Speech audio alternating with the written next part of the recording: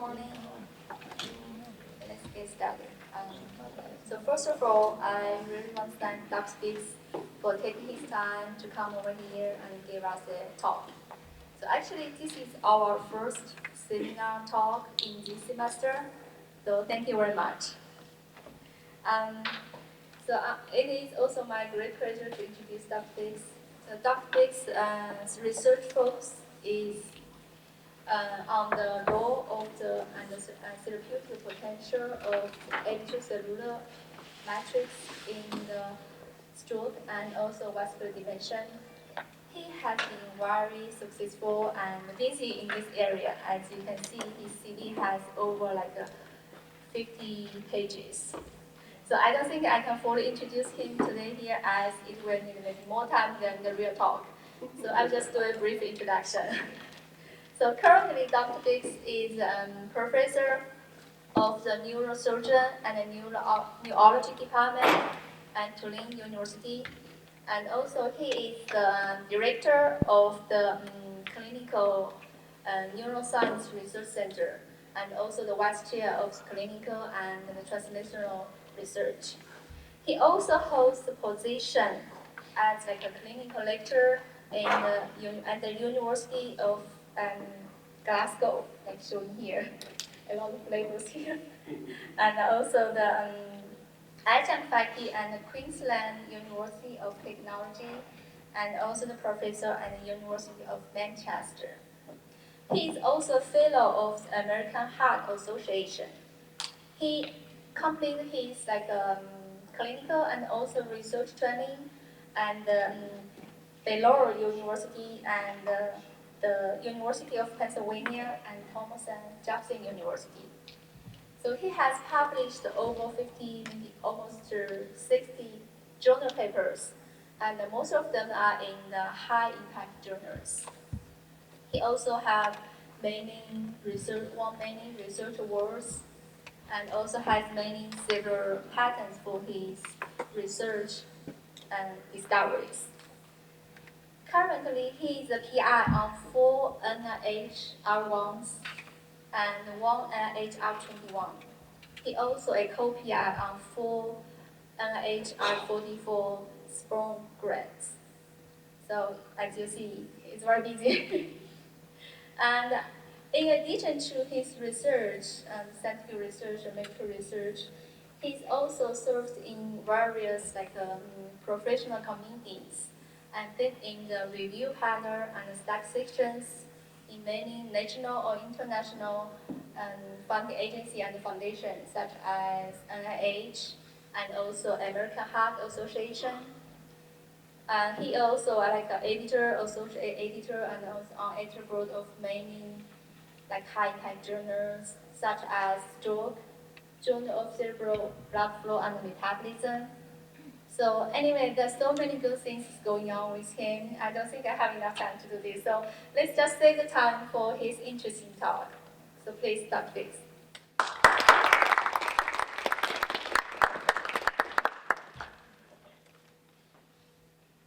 Thank you. All right.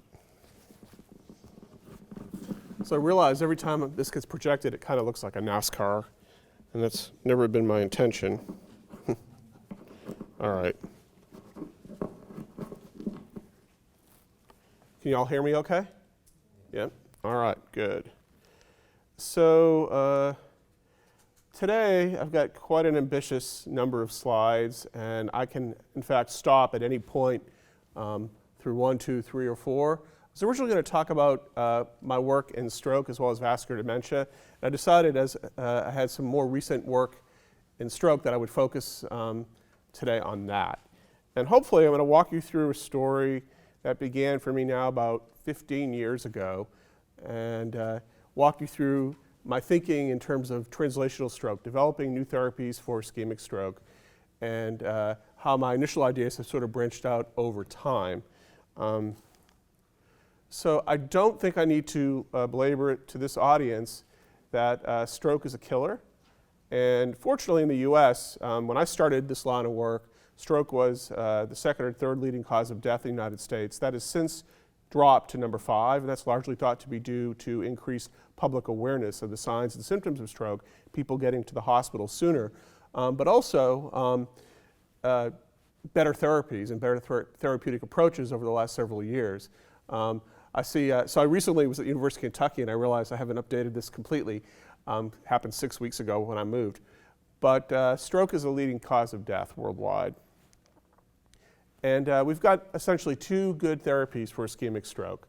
A number of years ago, ischemic stroke is largely due to a clot that blocks a major blood vessel supplying blood and oxygen to the brain. And so the therapies based on ischemic stroke largely focus on either getting rid of the clot through chemical means, and more recently mechanically removing the clot through thrombectomy. TPA is a clot lysing agent. It's a good therapeutic approach. Some of the issues with it are simply it's dangerous if it's given beyond a certain therapeutic window of about 3 to 4.5 hours. And because given too late, it can lead to what's called hemorrhagic transformation. So a person is having an ischemic stroke. If they can get to the hospital within a certain time frame, they're eligible for this therapy. Thrombectomy, and this is probably one of the most effective treatments in modern medicine to date, is a means by which a skilled surgeon will insert a catheter and a cannula through the femoral artery, access the blood clot intra-arterially, and then remove the clot. And so it's sort of like a rotor-rooters unclogging the drain. And it's incredibly effective. And this day and age, 95, 98% of the time, a skilled surgeon or interventionalist can remove the clot. Disadvantage there is it's someone that needs to be skilled and trained. And one of the problems that we're having, generally speaking, is that we can get this clot out most of the time, as I said, but often you turn something that's going to kill a patient and is survivable, but the morbidity, the illness, the disability lingers. So this illustrates our sort of before and after. So on the top, you're looking at a cerebral angiogram. This is a patient that has an M1 occlusion, middle cerebral artery, and there should be blood flow that's being blocked right there. And so without treatment, you get an MRI scan that looks like this. That white area is dead or dying brain tissue. And then months, weeks, or years later, this is what it looks like on autopsy. It's a cavitating lesion. There's no brain there. However, now that we're able to mechanically remove the clot, you can reestablish blood flow and often have a normal or near normal looking scan. So if I were giving this talk about 10 years ago, I wouldn't be able to show any of this. So we've made some real advancements in ischemic stroke. So why do I still have a job? I just told you that we've got some pretty good treatments. Unfortunately, as I mentioned, these treatments are really focused on the source of the stroke, and they do little to nothing on improving the morbidity, the disability. So in the lab, we typically study stroke in mice or rats, and we've been pretty effective actually in treating it in experimental models. Unfortunately, very few of these things will actually translate effectively into people. And there are a number of reasons that I've listed some of them here, but I could give an entire 1-hour talk on the problems of translating novel therapies from a mouse or rat into the human brain. This is to relative scale. So the brains are different, obviously. Species are different. This one, I think those of us that study any therapies in the lab, we beat ourselves up on this. My lab finds something is effective, another lab tests it, gets a different result. But I think this is sort of pathognomonic in many areas. The big problem is I study it in one model of stroke. Somebody else studies it in a different model of stroke. Same species, different species, get different results, inconsistent. And then this is probably one of the biggest ones. So most people that have strokes have underlying comorbidities or risk factors for having a stroke. Generally speaking, we don't all walk around at high risk. But if you've got hypertension, high cholesterol, diabetes, you're older, these are risk factors for stroke that we typically don't model very effectively in the lab. And there are a number of reasons for this, primarily because aging animals is expensive. Diabetic animals or hypertensive animals that many of us think about, you do the stroke surgeries on them to model stroke and they die even before you can study them. So there's a number of reasons, and this is a recommendation of the NIH to actually improve our studies, thinking about males and females at risk comorbidities, that sort of thing. So largely, we've been very effective in treating stroke and Mighty Mouse over here, but not so effective in translating those therapies. One of the issues there, I feel, is how we perceive the brain and how the brain is impacted by cerebrovascular injury. A number of years ago, Mike Moskowitz at Harvard coined this phrase, the neurovascular unit. And so what you're looking at here is a structural and functional unit that is entirely impacted by stroke. So this is a cross-section of a major cerebral blood vessel, let's say, for argument's sake, the middle cerebral artery. This is where a clot would form in the lumen of this artery, but then around it is this vague amorphous material that he called the extracellular matrix, and you can see it's really well defined here. It's just this amorphous yellow stuff. And then there's surrounding cells, pericytes that support the blood vessel, then astrocytic end feet, so this is a glial cell, it wraps around the blood vessel, and then there's an interface between this astrocyte and neurons. And all of these cells are differentially impacted by an ischemic event. So it's not just an occlusion of a blood vessel immediately followed by dying neurons. There's a lot more going on.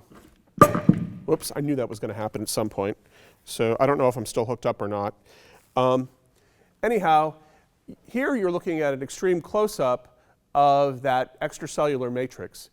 And in here are all the goodies that I've been thinking about for the past decade or so.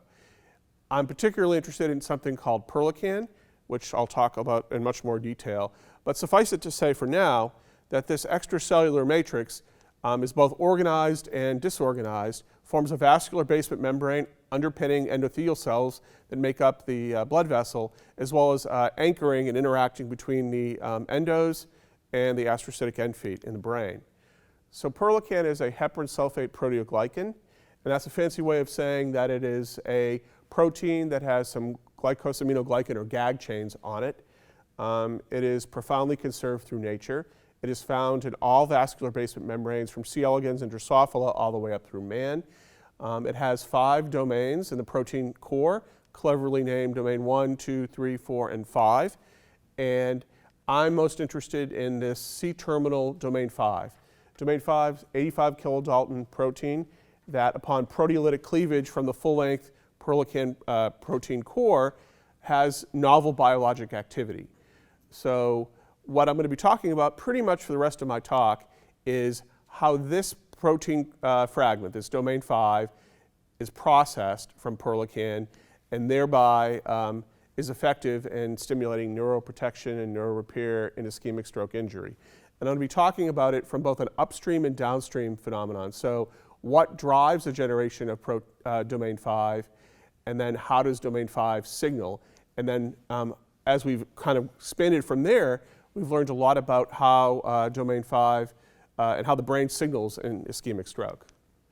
So if Perlecan itself, which I told you is broadly evolutionarily conserved, is deficient or mutated, there are a number of clinical problems. These are all very rare human issues, but because Perlecan is prominent in vascular basement membranes, as well as neuromuscular junctions, you can imagine human conditions would affect both blood vessel and heart, as well as muscle tone and skeletal muscle issues, that sort of thing.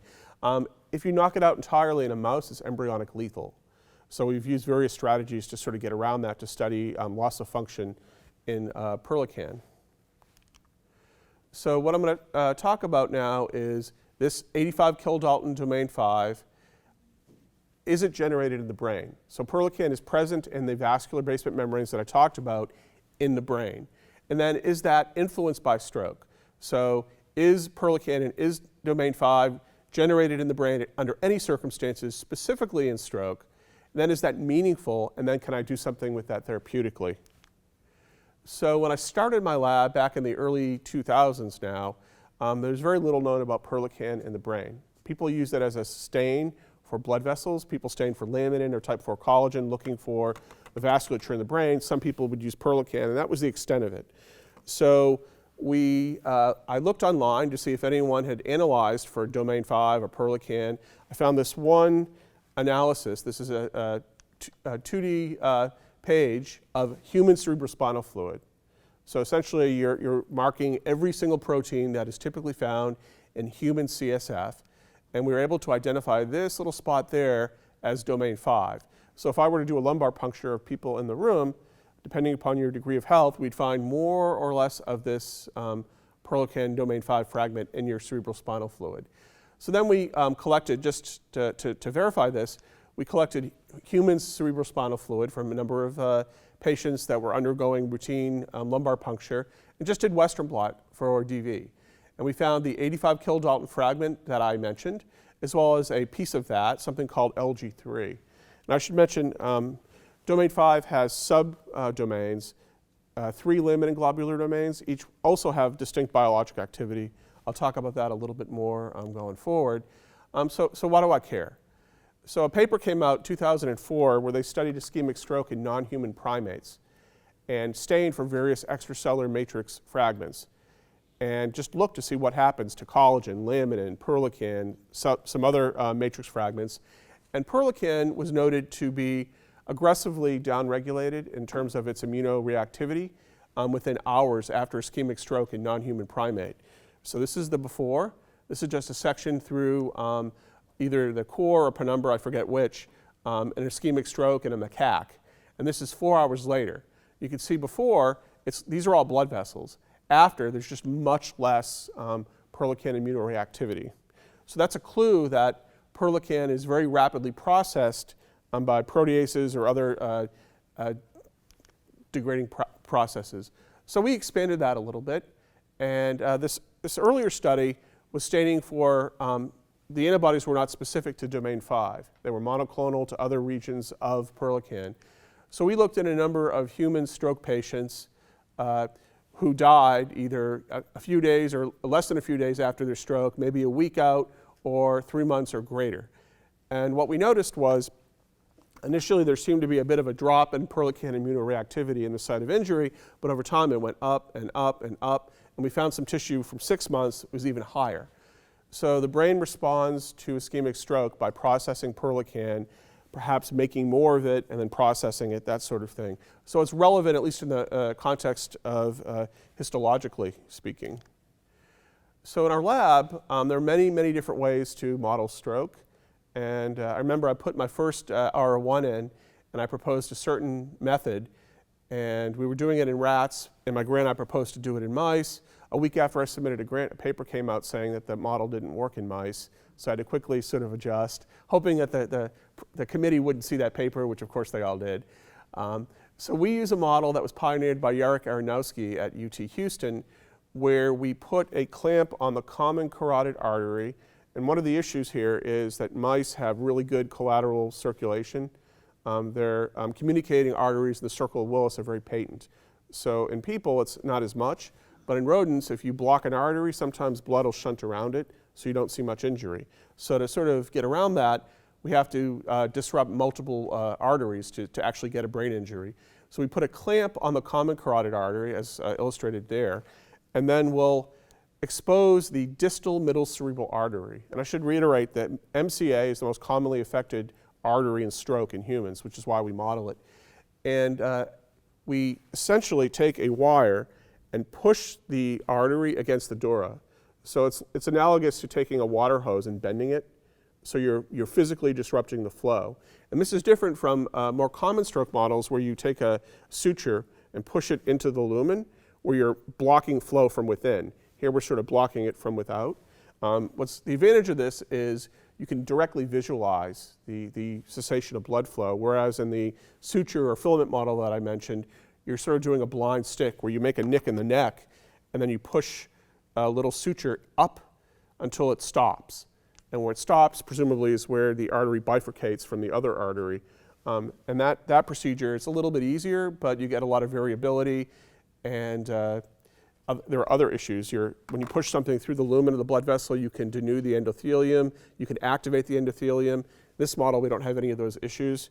It's a distal middle cerebral artery occlusion, meaning we get a cortical wedge-shaped infarct, as indicated by this TTC stain. The red is where the TTC mitochondria act on the stain and can turn it red.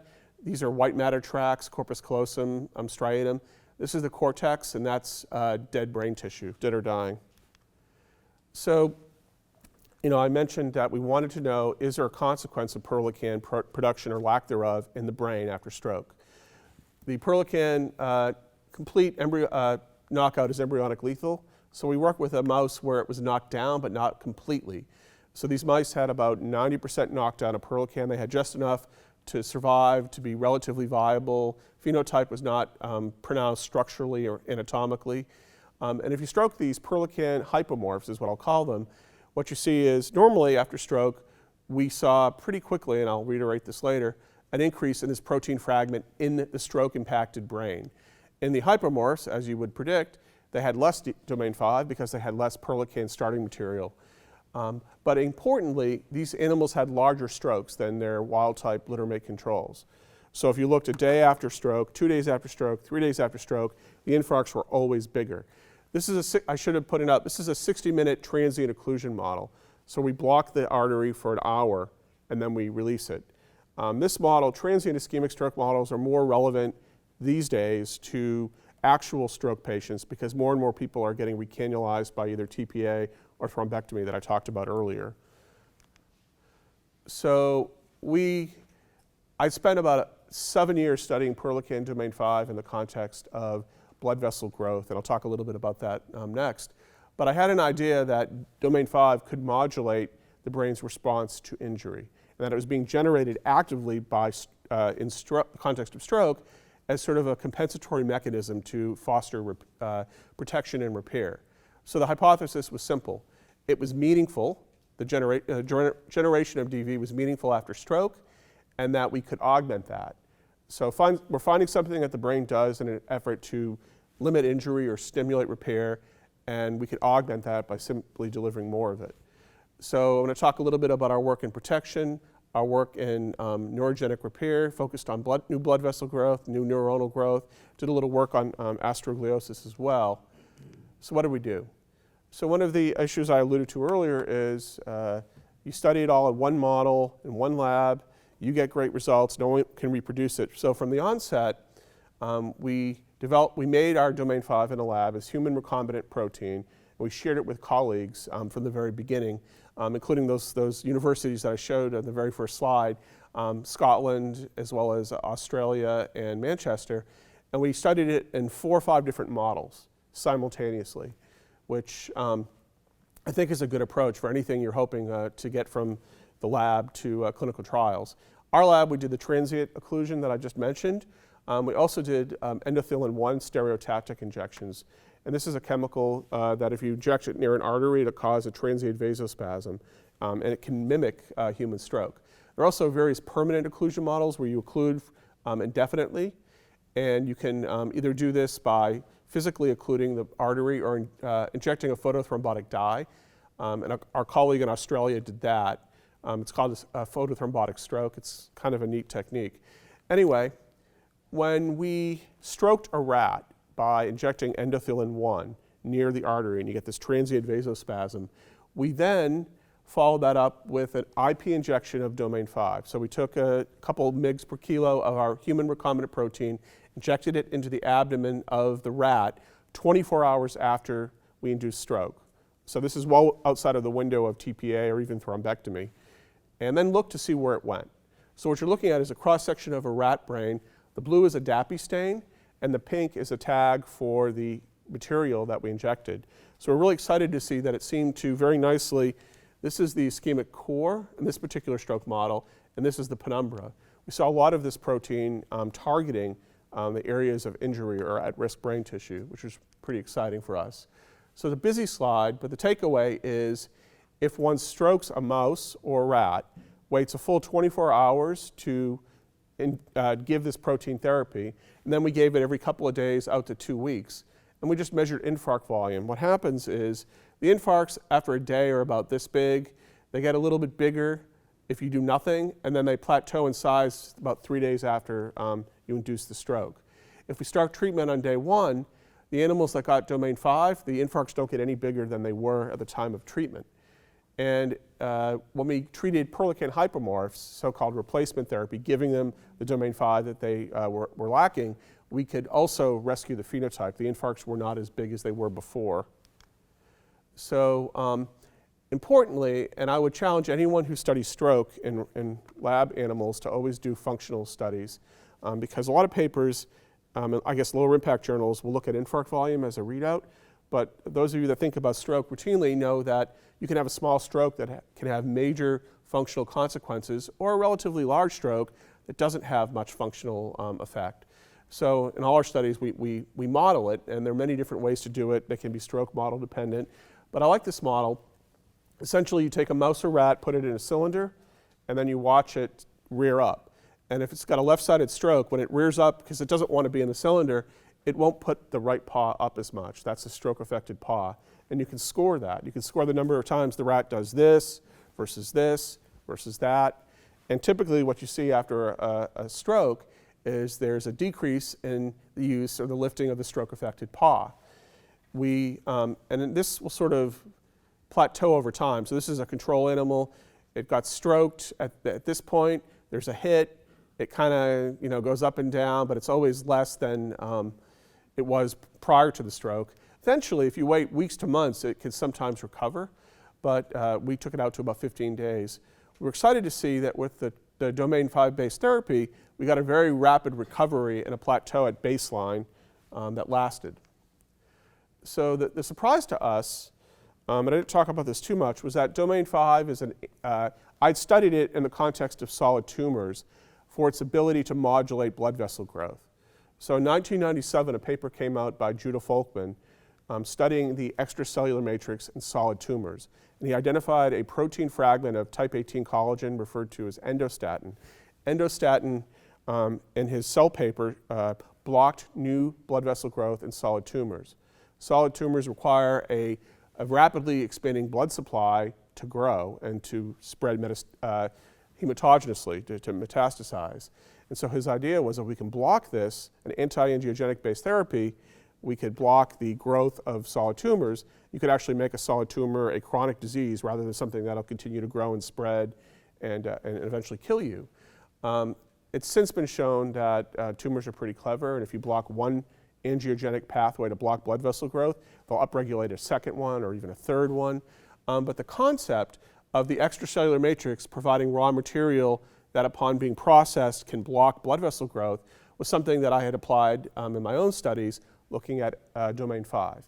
So after my postdoc, and those of you that are making these transitions, you have to kind of take your areas of interest and go in a different direction than your postdoctoral mentor.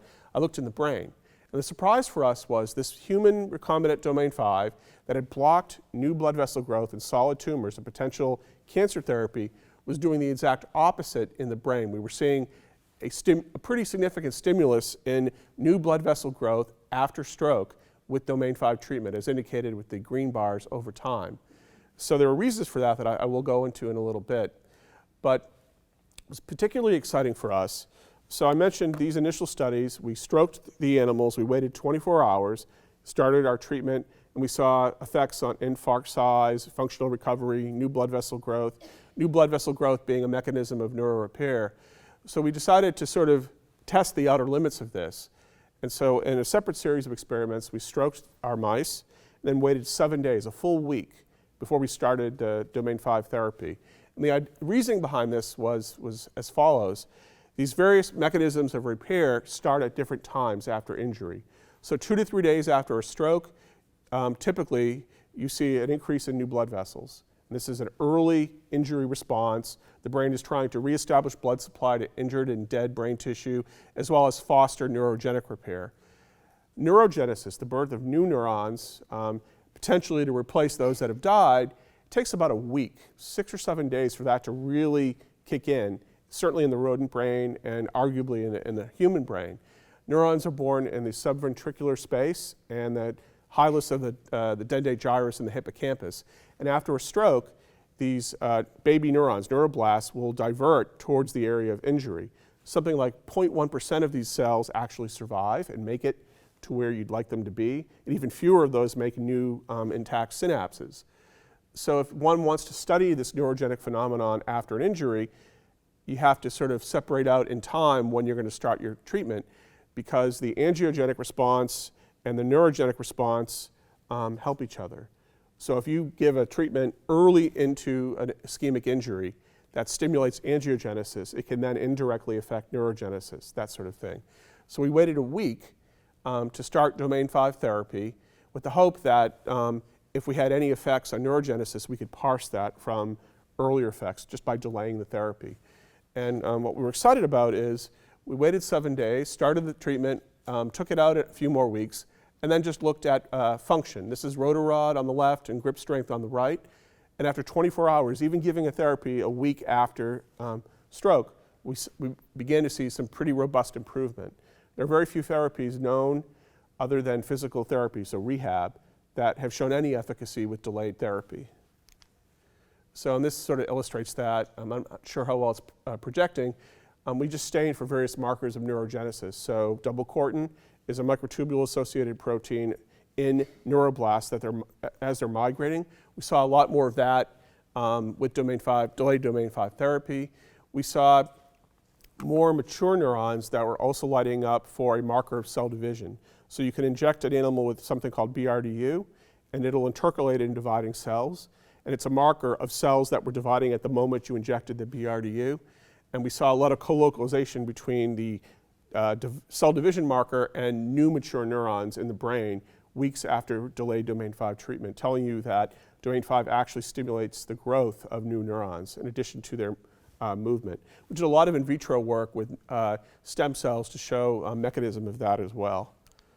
So I'm not an electrophysiology expert, but what I can tell you is if you stroke a mouse, wait a week, start Domain 5 treatment every 2 or 3 days, wait a few more weeks, take sections of the brain tissue out, and then just do recordings in a blind fashion, just this is where the electrode goes in every animal, you get a lot of electrical irritability in the sites around the injury because the neurons are damaged, they're trying to repair, and so you get these so-called spontaneous EPSCs, and this is just a sham animal. This is what happens when you stroke the animal and treat with a vehicle. There's a lot more firings.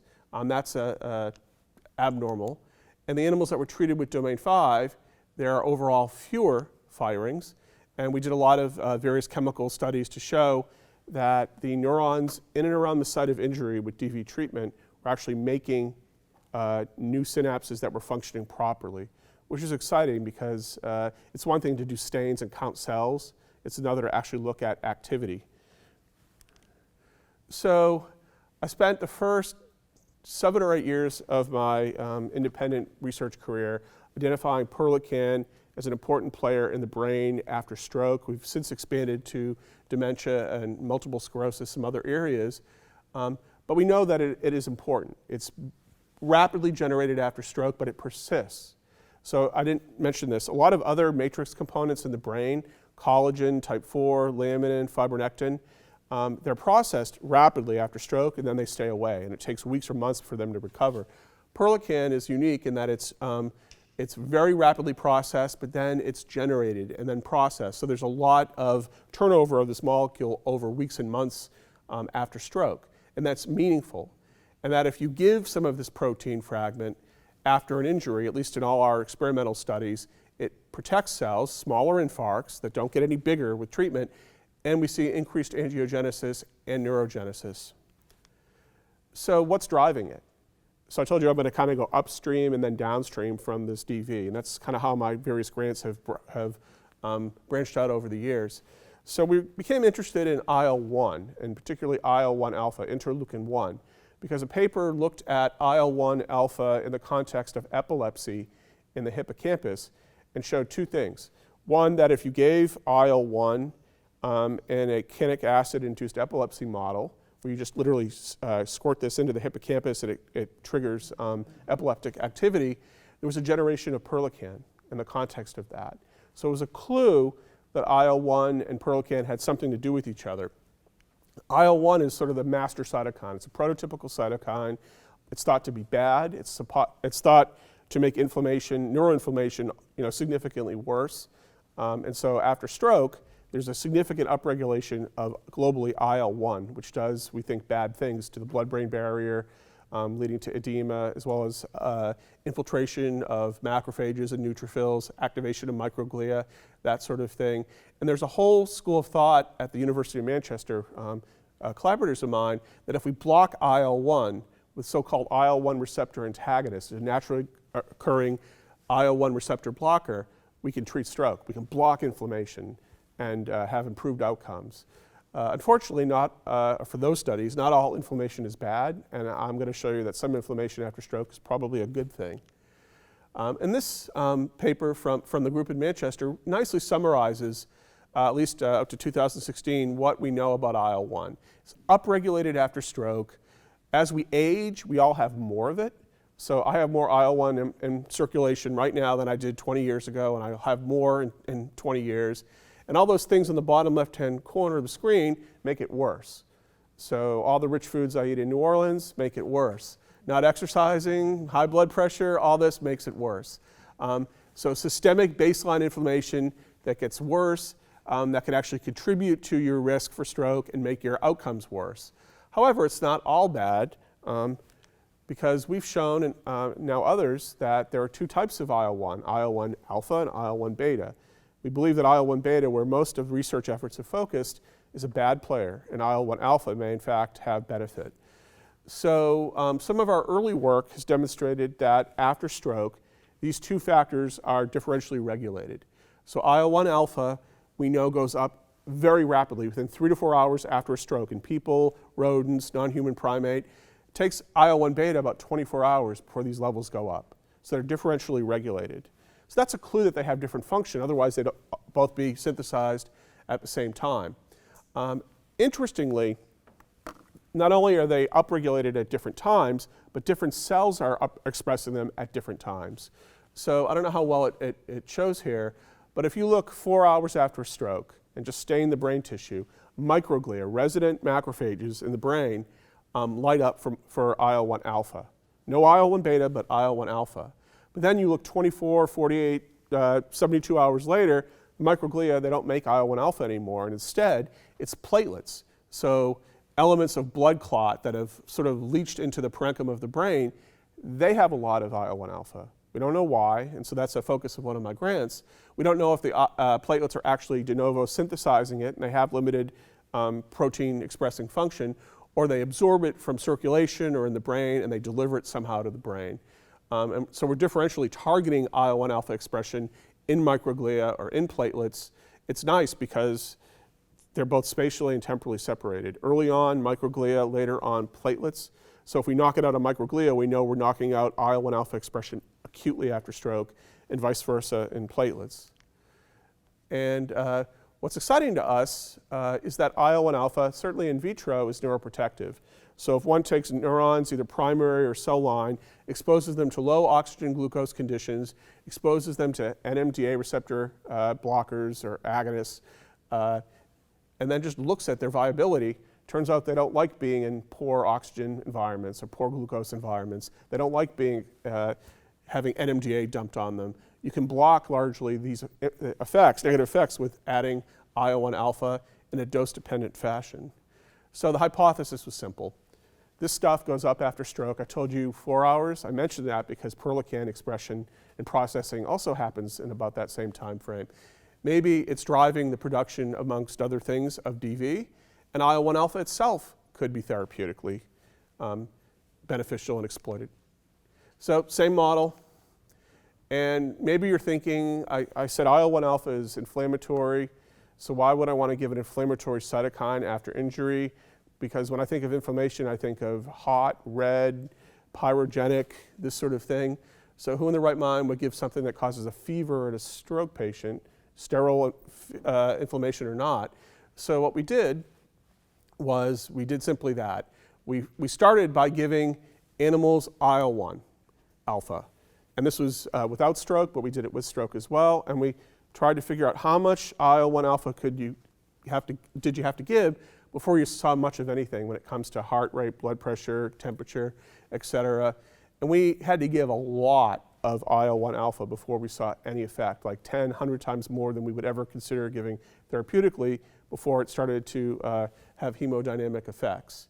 which was nice. We could also administer an IV, which peripheral through the tail vein, or IA into the carotid, and you can give much less IA, and it's more targeted to the brain that way, which is nice. So it's safe. If we gave it doses that we would consider therapeutic or potentially therapeutic, we saw nothing. We had to go many, many-fold higher in dosing before we saw effects on temperature. But what was particularly exciting to us is if we induce stroke, and this was done both in my lab and my colleague's lab in Manchester, we saw reduced cell death. So this is just a tunnel stain you're looking at, so that's a marker of apoptotic cell death. And you can see more green means more dead cells. The vehicle, that's what you see. Just on the right is with the DAPI counter stain. We gave IL-1 alpha IV, and then a reduced dose IA intraarterially. We saw less, and then further still less cell death 1 day and 7 days after stroke. We saw less microglial activation, which may be a little counterintuitive.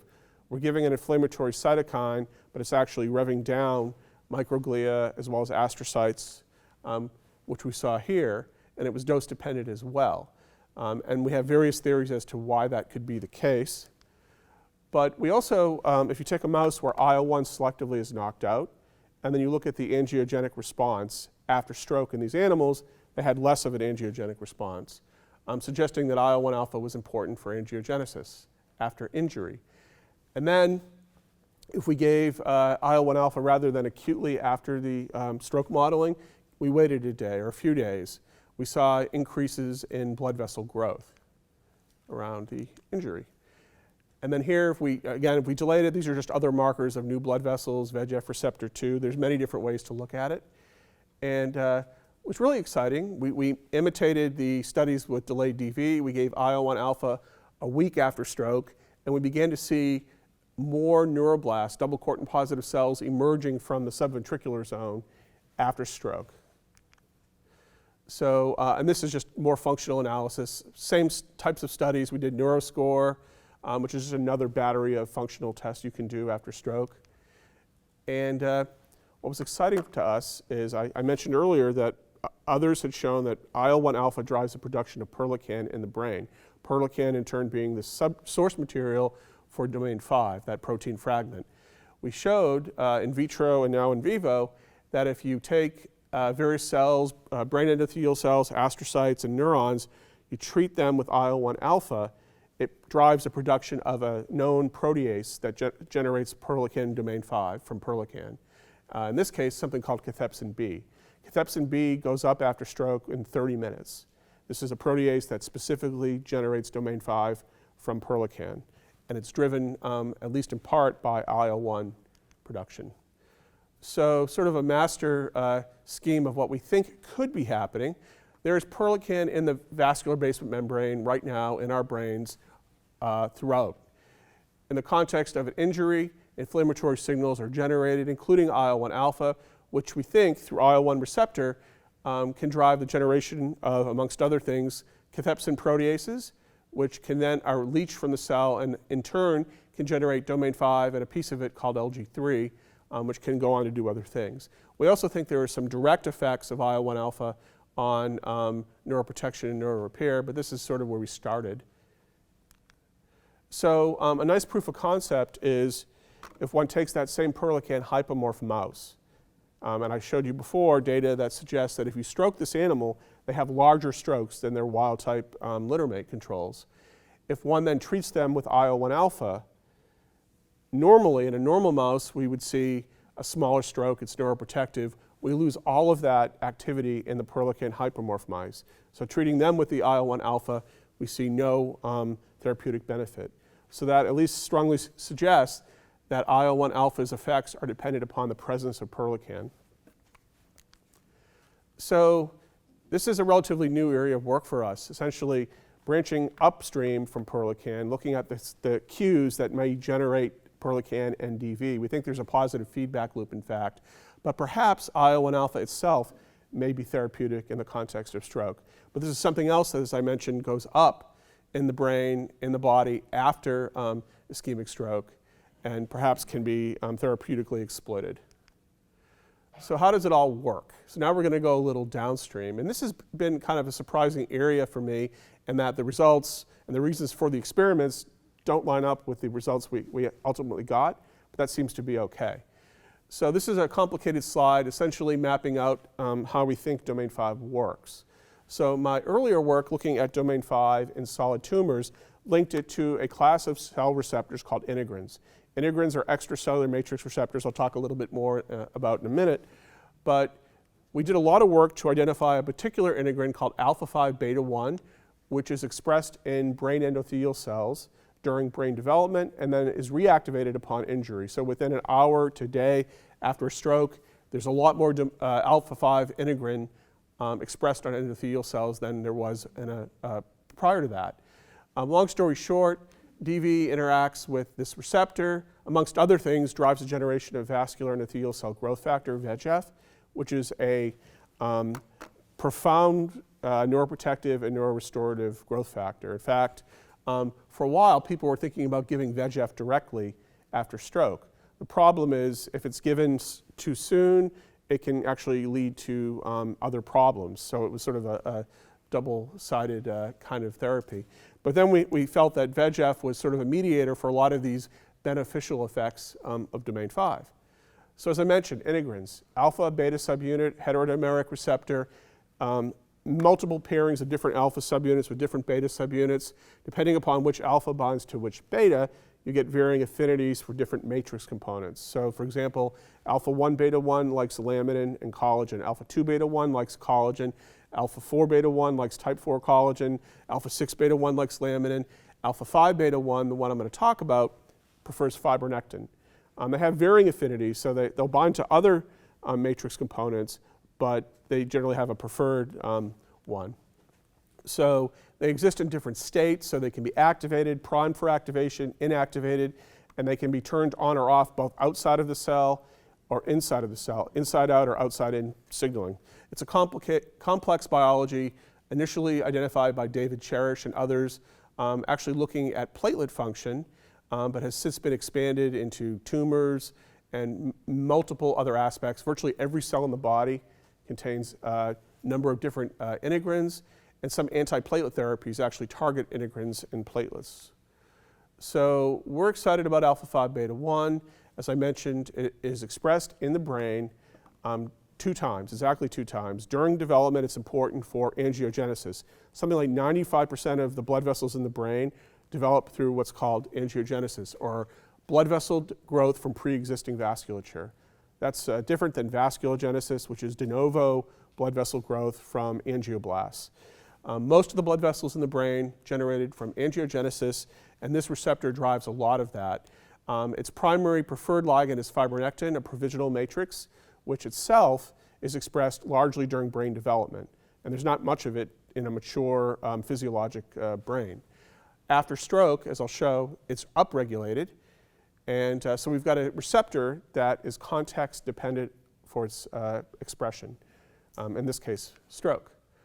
So what we know about it in stroke is very limited. Greg Del Zoppo at Scripps demonstrated that if one modulates the beta-1 family of integrins, so this is alpha-1 beta-1, alpha-2 beta-1, alpha-4 beta-1, alpha-6, and alpha-5, and then alpha-11, if you block all of them, you impact the blood-brain barrier. The blood-brain barrier being a key interface between the vascular component and the brain parenchyma, regulating the flow of blood, oxygen, and other waste products. So if one blocks the entire class of beta-1 integrins, you make a blood-brain barrier that's leaky. So this was a clue that these integrins played an important role in regulating aspects of the barrier, specifically so-called tight junction proteins that form a connection between adjacent endothelial cells that help form the blood-brain barrier.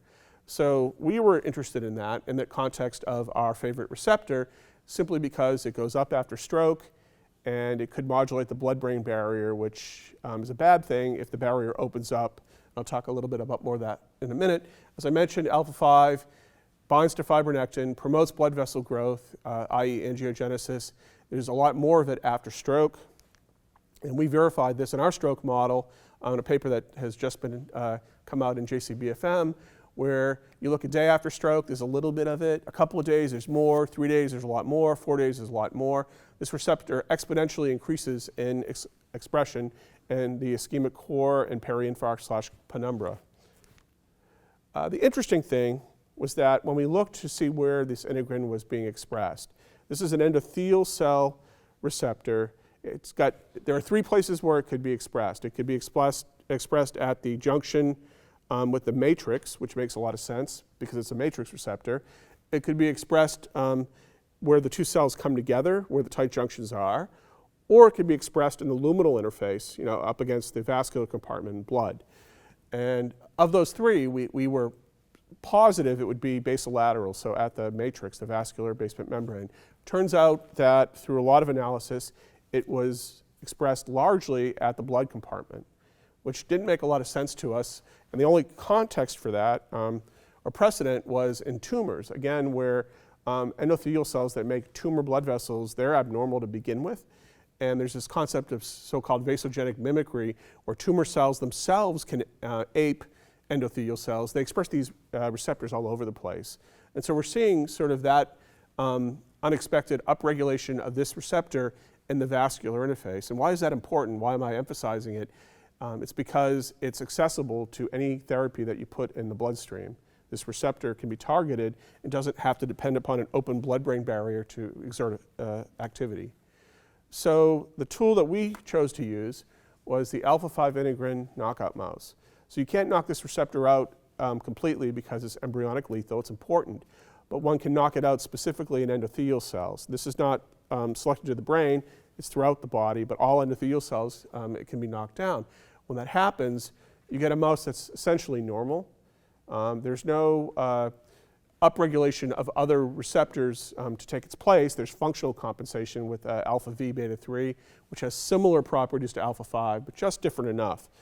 And these animals are stone cold normal, except when you stress them. So if you take a mouse where you've knocked out this receptor in endothelial cells, put it in a hypoxia chamber for days or weeks at a time, this is the equivalent of climbing Mount Everest and then staying up there for a while. Brain doesn't like that. And so the brain tries to compensate over time by growing new blood vessels. And a normal mouse does this quite rapidly. After about 4 days, there's this burst in angiogenesis in the brain. That's the gray and the red bar. The dark gray and the green are what happens in the alpha-5 knockout mouse. There's a delayed or impaired angiogenic response. But interestingly, if one looks about a week out, that response has already kind of gone down in normal animals, but it's just getting started and revving up in these alpha-5 endo knockout mice. So at the time, the authors concluded that they had impaired angiogenesis. But I wondered if they were actually resistant to the hypoxic injury to begin with, and it took a lot longer for them to mount a response simply because there was less of an injurious stimuli. So we stroked these mice, and the first question I got when I presented this data in Scotland to a group of people that study collateral blood flow is, well, how do you know they're normal? Maybe they have extra collateral support, and so if you pinch an artery, blood goes around it, you don't see much of an injury. So the first thing we did was characterize its blood flow. And so what you're looking at on the left is speckle images. So if you take the mouse, mount it, and retract the skin and shine this laser speckle machine, it'll measure flow. It can penetrate about 2 millimeters through the skull on the mouse. And the darker, the more red, that's more flow. And as you get to like the blue and the black, there's less flow. And it's interesting, if you look, you can see around the sutures in the skull. So you're looking down at the top of the mouse skull. You can see a little bit more, and that's simply because the skull is a little bit thinner there at the suture plates.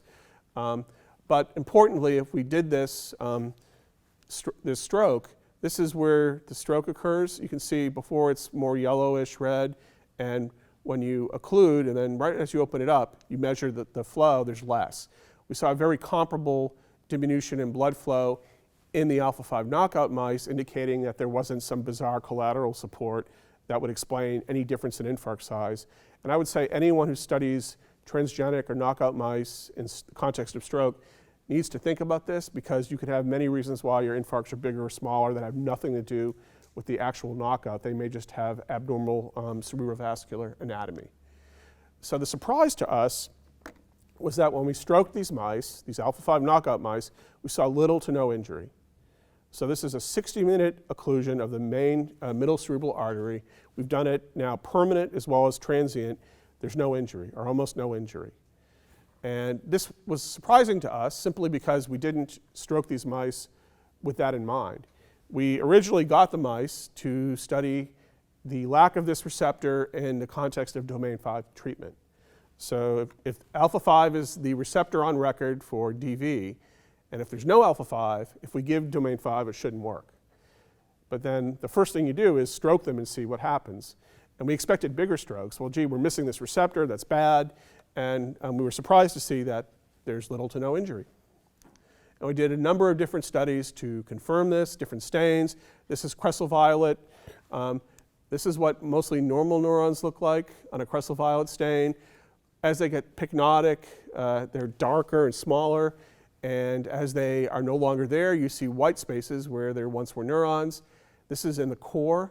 In a normal animal, this is where the core should have been in our knockouts. We just don't see any sign of neuronal cell dropout. Tunnel stain is the same thing. We don't see very many dead or dying neurons in the stroked alpha-5 knockouts. And why?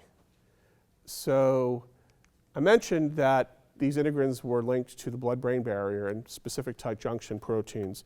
When one models the blood-brain barrier in the context of stroke or the context of MS or TBI, one has to know what happens normally in the context of your injury model and then how much you modulate that to affect a benefit. So what you're looking at is a schematic of blood flow changes and blood-brain barrier changes in a transient ischemic stroke model. So here we've blocked the artery for about, let's say, 60 minutes.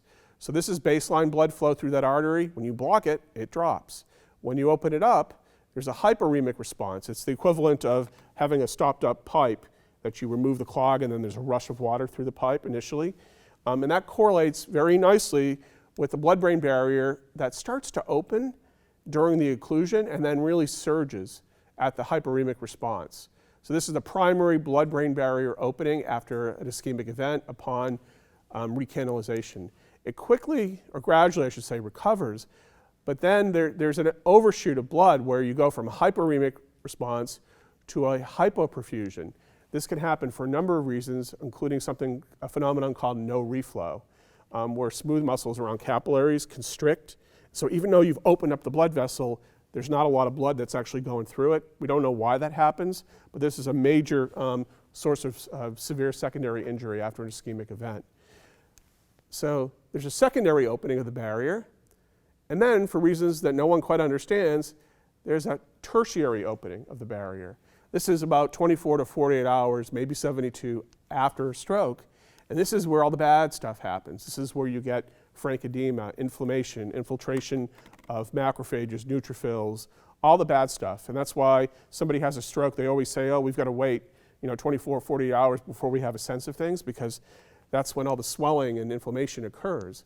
Very conveniently for us, alpha-5 integrin goes up at about that same time. And so our hypothesis was simple. We knew that beta-1 integrins, the family, had been linked to barrier phenotypes. What if we block it or get rid of it or block it? Can that have a therapeutic effect by modulating barrier integrity? So just taking the alpha-5 knockout mice and staining for IgG. IgG is a megadalton-sized immunoglobulin that shouldn't be in your brain. But if the barrier opens up and it's allowing megadalton-sized proteins into the parenchyma, that's bad, and that is an indicator of massive blood-brain barrier disruption. After stroke, you see it in humans, you see it in your mice or rats, that brown stuff. That's just a cellular counterstain. In our knockout mice, we couldn't detect it. Now, we couldn't, at this point, say that it's a cause. So the barrier stability is the reason why we don't have injury, but certainly it's not there. So at least correlative there. So we looked at other markers of barrier integrity. If one just looks at Claudin-5, this is a prototypical tight junction protein, helps make the barrier expressed pretty much exclusively in endothelial cells in the brain and some in the lung. It goes down after a stroke. You just see less of it because the endothelial cells are stunned. They're not making sufficient barrier proteins. We see much less of a hit in the alpha-5 knockout mice. And so gee, if we can just block this receptor, maybe we can affect a therapeutic benefit. So luckily for me, and this is sort of, there and back again, folks that studied solid tumors, glioblastoma, multiforme in particular, a particularly aggressive angiogenic brain tumor that's uniformly lethal, they came up with a 5 amino acid peptide that blocks alpha-5 integrin.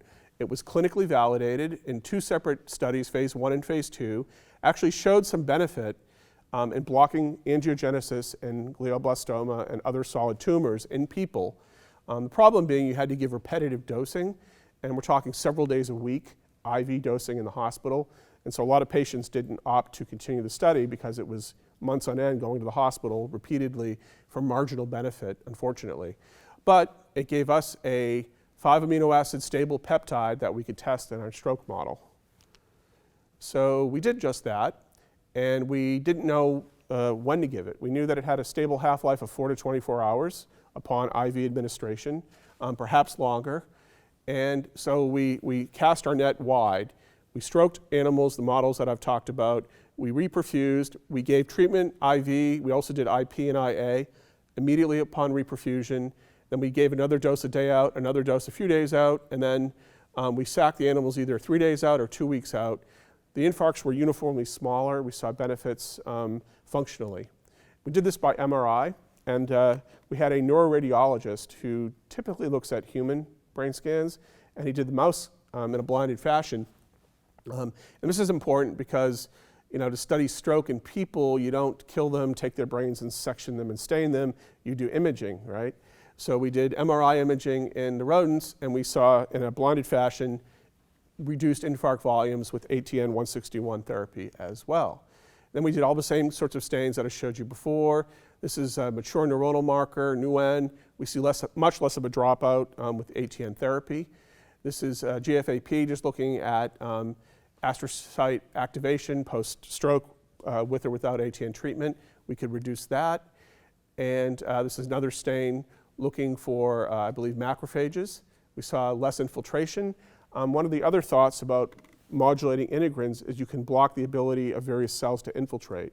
So we suspect that alpha-5 plays an important role not only in stabilizing the barrier, or lack thereof, but also in recruiting and allowing various inflammatory cells to diapedese across the barrier into the brain parenchyma.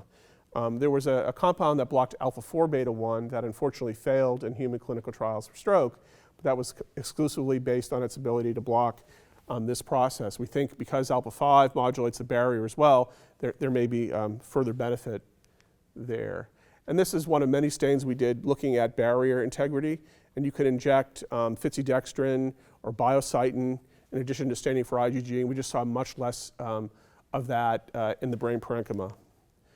And then, other markers, there's so many different ways to demonstrate stability of barrier in the brain. You can stain for the matrix. If the matrix is chewed up, in this case, collagen type 4 or claudin 5 or any other stain, we saw increases in the tight junction protein, claudin 5, with ATN treatment after stroke. We saw less MMP9, matrix metalloprotease 9, which chews up the brain after stroke. It's a bad player when it comes to the blood-brain barrier. And collagen 4 was stabilized, which is also a prominent vascular basement membrane. So we did a number of in vitro studies. How am I doing for time? Oh, good, I'm doing all right. You could take an endothelial cell monolayer. In this case, we use primary brain endothelial cells. You put them on an insert, and then you add a substrate that can cross. And it's tagged typically with a fluorescent dye like VITSI or rhodamine. And if you add certain chemicals like TNF-alpha, expose the monolayer to oxygen glucose deprivation, you can modulate the integrity of that monolayer. It's sort of a surrogate barrier in a dish. We did these studies. TNF-alpha greatly increases the transit of this phytidextrin across this monolayer. We can block that transit by adding ATN. So this is sort of an in vitro confirmation that ATN in a blood-brain barrier-like system can actually stabilize that monolayer, that barrier. So we're particularly excited about this because it was unexpected. We didn't think that getting rid of or blocking alpha-5 was going to have a therapeutic effect by itself. And if those of you who have been paying attention, I just told you that domain 5 binds to alpha-5 and does good things. But then if we block alpha-5 or get rid of alpha-5, it also does good things. And this could be for a number of reasons. Either we don't fully understand how domain 5 works, maybe there are other receptors involved, or alpha-5 exists in different conformational states, and sometimes blocking it or even upregulating it can have varying effect, or both. But for us, we're excited because whenever you target a receptor, that's sort of, you can understand that from a conceptual perspective, and we've got a clinically validated therapy that we could very nicely advance into clinical trials since we already know it's PK, it's PD, at least in the context of cancer, it's safe. It caused minimal to no side effects in cancer patients who are pretty sick to begin with. We think we can give it acutely, so 1 or 2 doses. It's not something that has to be given chronically necessarily, which is also an advantage. And we can administer it IP, IV, or IA, and seems to have a great benefit as well. So we're pretty bullish on that. So the last thing I wanted to talk about is something that is already being studied in the clinics that I've worked very hard on. And it's simple in concept, but hopefully I can convince you that sometimes the simplest approaches can yield the most effective results. So I started this talk by discussing 2 therapeutic options for stroke, TPA and thrombectomy. TPA being the chemical lysis of a clot, thrombectomy being the mechanical removal of the clot, the rotor-rooter approach. Well, about 8 years ago, I was approached by a neurosurgeon who was very forward-thinking and said, I'm basically a glorified plumber. I go in, I pull the clot out and hope for the best. I've got a catheter that I put the little retrieval device through, I remove the clot, then I have this catheter that I can put a drug in. Right now, all we're doing in that catheter is giving TPA. And why do they do that? They do that to prevent something called embolic shower. When you suck out that big clot, you can get these little pieces that break off, go into the penetrating arterioles into white matter. And white matter strokes are amongst the most devastating functionally. So they spritz a little TPA in there to try to minimize that. Because often those clots are not uniformly hard. And like I said, you can get those little pieces breaking off. But please give me something, this is what he said to me, please give me something that I can put in that cannula to give in addition to just TPA. Now it's a perfect storm because you can take drugs or agents that maybe were given IV or peripherally, and now I can target them directly to the stroke-affected brain tissue. So 100% of the time, I know if I put it in that catheter, it's going to go exactly where I want it to go, so why not? So that was a simple idea. So, of course, you don't just necessarily start by doing that. You need to sort of think about how you might model that in the lab. And then we had a couple of ideas on this, but we basically settled on an approach where we took our existing model, where we put a clamp on the common carotid artery, and then we sort of kinked the distal middle cerebral artery. And then we exposed the external carotid artery, and you could snake a little tube through that. And at any moment, you can administer anything you want, a certain volume. You can't obviously give mils to a mouse. It'll blow out its circulation at a certain rate. And that drug, that agent, will go exactly where you want it to, into the stroke-impacted brain tissue. So we spent a couple of years really developing this model so we could 100% of the time target whatever we wanted to the stroke-affected brain tissue without injecting it into the parenchyma. So this is not an intrathecal injection. This is into the artery, sort of mimicking what a neurosurgeon or interventional radiologist would do with thrombectomy. So we started with verapamil. So verapamil is an L-type calcium channel blocker. It's been around for like 50 years. It is a drug that causes smooth muscle around blood vessels to dilate, to relax, and the blood vessels open up. And so why would we choose this? Well, it turns out that if you're manipulating an artery surgically, what the artery likes to do is clamp down. So a lot of times when these surgeons would do thrombectomies, they would have this phenomenon where the blood vessel, as soon as they pull the clot out, would go from blocked to this. It would completely close down. And that's obviously bad if you want blood to go through it if it's not open. So surgeons would actually take verapamil, put it in that cannula, and give it.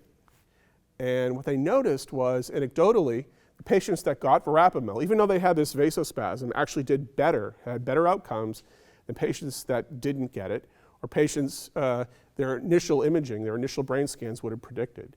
So here's a therapeutic intervention to block basically a bad event occurring in the surgical process that had benefit, unexpected benefit. So why? Well, a number of studies looked at the neuroprotective properties of verapamil in both preclinical, so in the lab, as well as clinical study. In the lab, it had mixed results, and in clinical trials, they were giving it IV or IP, and often did not validate the person was actually having a stroke.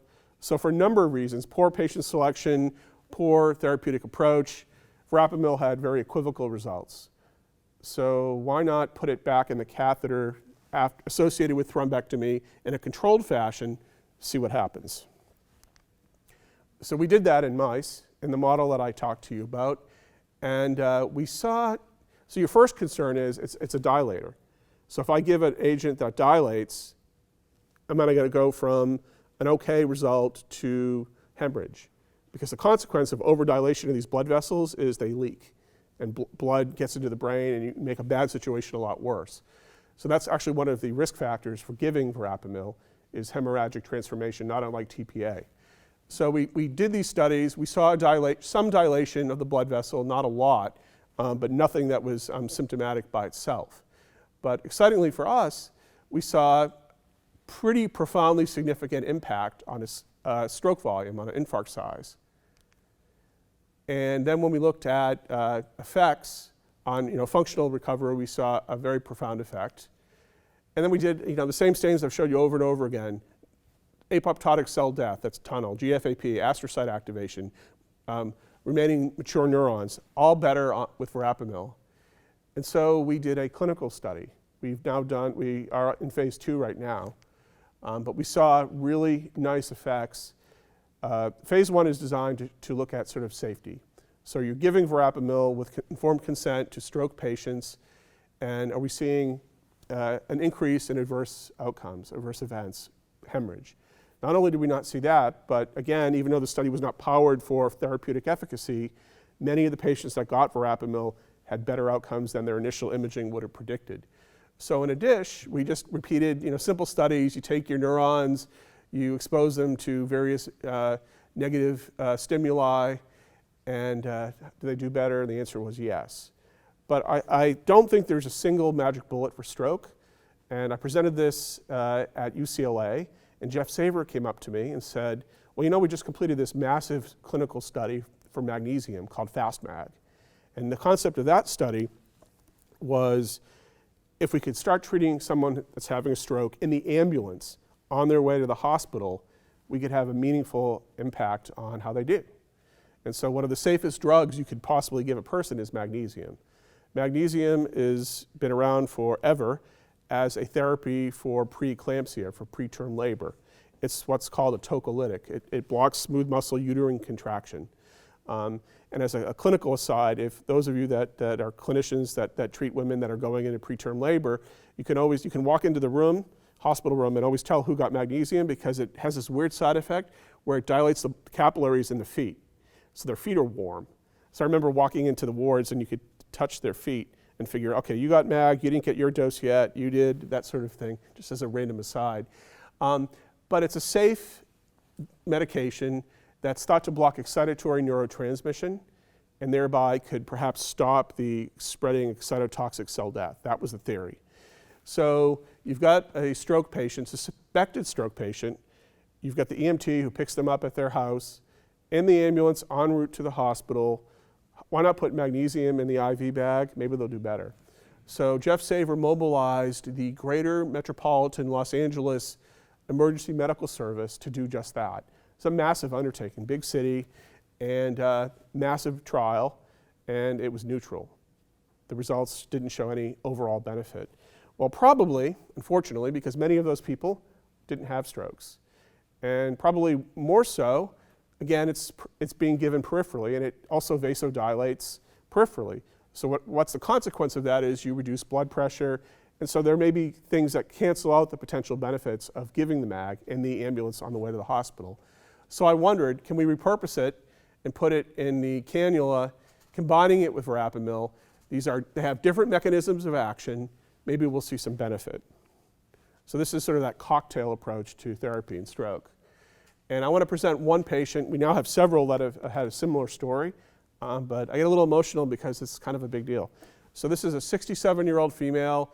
She had a so-called emergent large vessel occlusion. So it's not ELMO, it's ELVO. This is a massive stroke. This is going to kill you stroke. Usually middle cerebral artery at the very base. So we're talking about a whole medial temporal lobe takeout. Her last known normal was 10 p.m. the day before. And we're presenting to the emergency room a lot later than that, right? So she's already outside of that window for TPA, still in the window for thrombectomy if she's evaluated correctly, but that's 19 and a half, it's almost a full 24 hours. I have to tell you in Kentucky, I don't know about here, but that's not uncommon. It's getting better. Most people that completely lose their ability to move side of their body know something's wrong, but you'd be surprised how often they delay getting to the hospital. The most common reason for that, as an aside, is somebody has these symptoms and says, oh, I'll go to sleep and sleep it off. And then you wake up the next day and it's 10 times worse and you've lost 7, 8, 9 hours, right? Her NIH stroke scale is 16. Normal is a lot lower than that. That's bad. And so on scan, she had a right M1 thrombus. So she's got a pretty impressive stroke. So yeah, that's about going to die, all that brain tissue in blue, if there's nothing done. And the temporal lobe is sort of what makes us human. It controls language and our comprehension and production, amongst other things. So it's a bad stroke, it's bad news. And that's the angiogram. Hopefully you can see that one of these things is not like the other. That's the middle cerebral artery that's unaffected. And whoops, there's nothing going on over here. That's bad. And in case you don't believe me, that's the neuroradiologist who put the arrow on there for me. They can measure this many different ways. Cerebral blood flow, all that blue, that's bad. That's reduced blood flow, not unlike that speckle scan I showed you from the mouse. And again, that's just highlighting that. And this is mean transit time. How long does it take blood to actually get through that area? The red is bad. It means it takes a lot longer for anything to permeate, any blood to permeate through that region. Time to drain. Once it's there, how long does it take? A lot longer if the blood supply is choked off. So we enrolled her in this study called MAVERICK, which is magnesium and verapamil, acute something or other. And what was her outcome? So she should have either died or had a massive ischemic injury. And that's her outcome, very few sporadic or scattered infarcts. She went home in 4 days with an NIH stroke scale of 4, which is near normal. So I'm excited because I can't sit here and tell you that our therapeutic intervention was the reason. It certainly didn't make things any worse, but we've now seen this in several other patients where they do a lot better than their initial imaging that I showed you would have presented. So this is shovel-ready stuff. This is repurposing drugs that have been around forever. In the case of verapamil, it already had indication to be given IA in the context of stroke, just for different reasons. Now we're doing it consciously rather than on a case-by-case vasospasm basis. And then magnesium, which failed in a ambulance clinical trial, but now we're putting it in the cannula. And we're excited about this because it's something that any site that wanted to enroll in it tomorrow could. And it's taking drugs, it's repurposing previous medications. So the folks in my lab that did a lot of this work, my collaborators throughout the world, my funding, and I'd be remiss if I didn't advertise a meeting that I'm having next March. We're calling it WAVES, the Workshop for Advancement for Victories in Experimental Stroke. For those of you that know Tulane, green wave, waves, it all sort of makes sense. We're having it at the Intercontinental Hotel in downtown New Orleans. That's our list of speakers. Minimal registration fee. Should be a lot of fun for those of you that care about stroke. The goal of the meeting is to really talk about what's wrong in the field and how we can improve it. So it's really a roll up your sleeves kind of meeting. So I hope those of you that care would consider coming. And then also need to advertise the brain meeting, which we just had a few months ago in Yokohama, Japan. The next one is in Glasgow, Scotland. It's a fantastic meeting, and I highly encourage you, those of you that care about brain or brain PET, to consider attending that as well. And with that, I will take any questions. Thank you.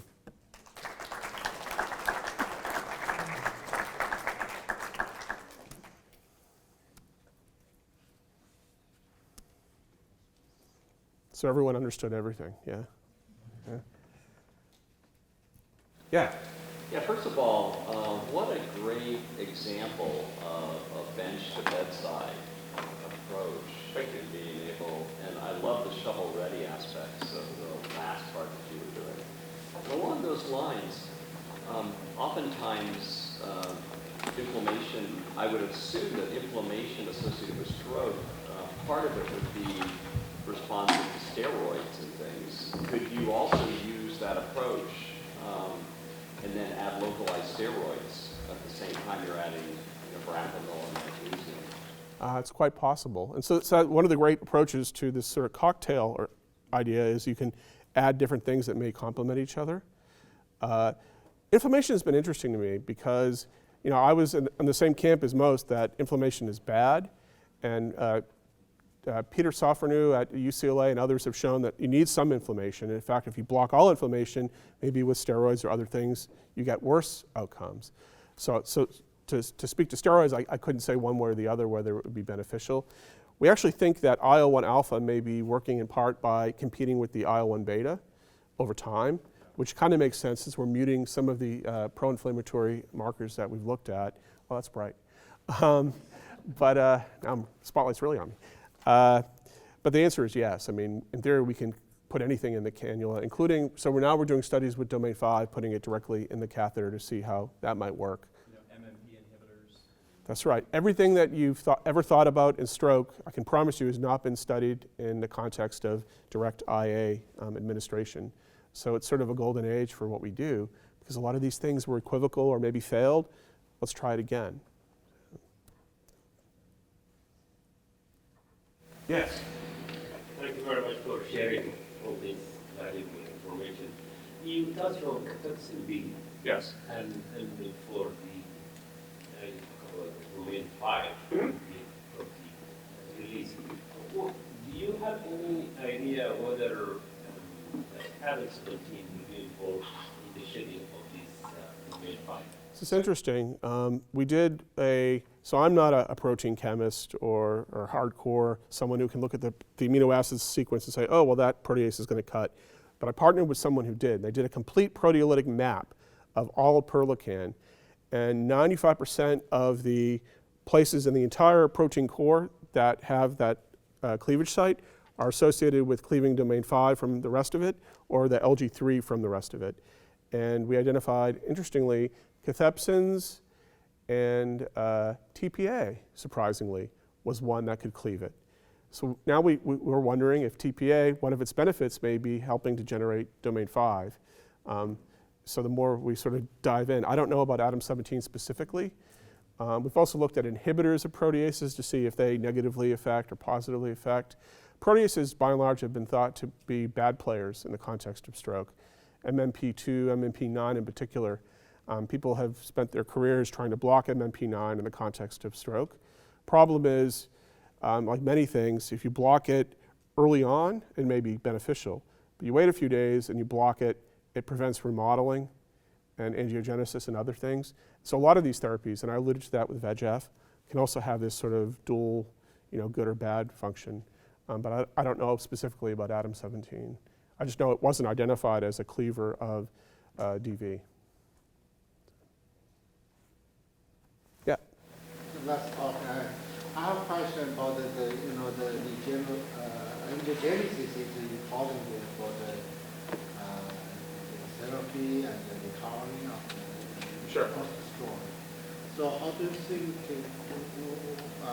which strategy probably is based for promoting the angiogenesis, like for example, stem cell, especially EPC,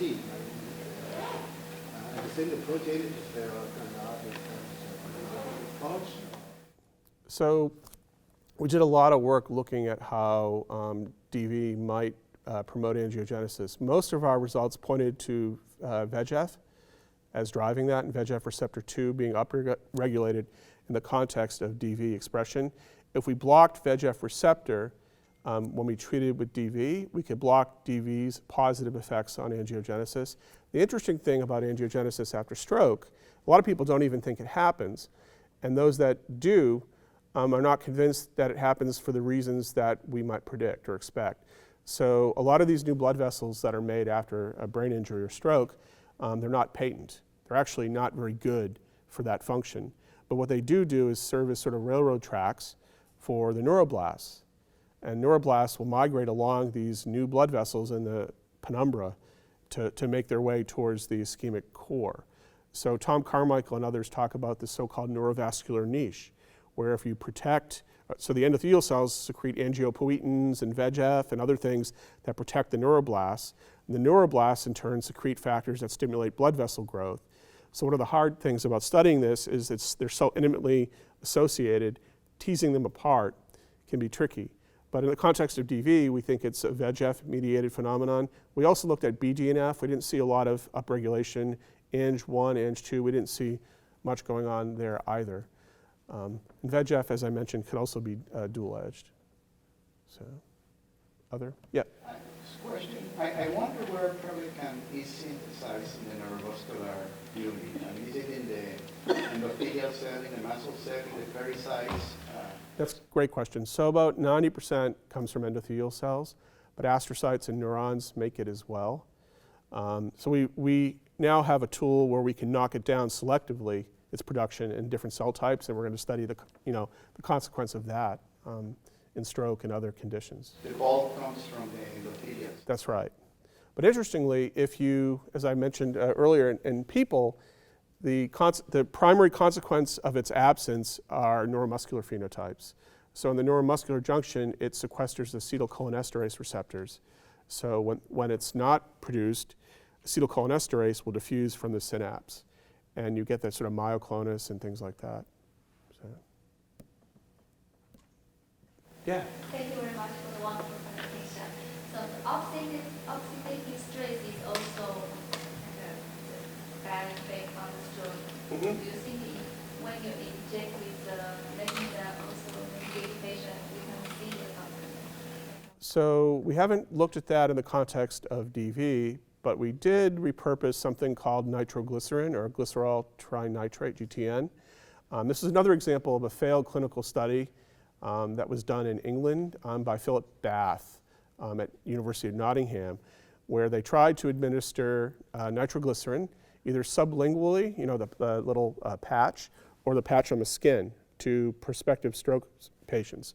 It lowers blood pressure, which turns out is not a great thing to do to someone having a stroke, because you take away what little blood is actually getting to the brain.